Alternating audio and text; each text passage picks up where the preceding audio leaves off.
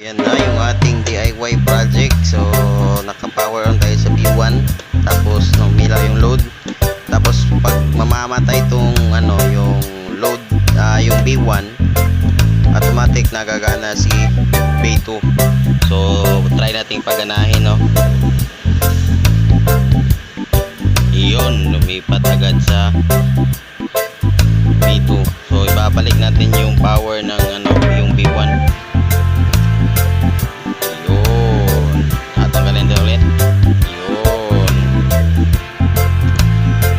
So ito yung DIY na DC ATS. So ginamitan natin ng isang breaker, tapos isang LVD, tapos itong power relay. So ito yung magsisilbing magkakat ng current ng B1 para lilipat sa B2.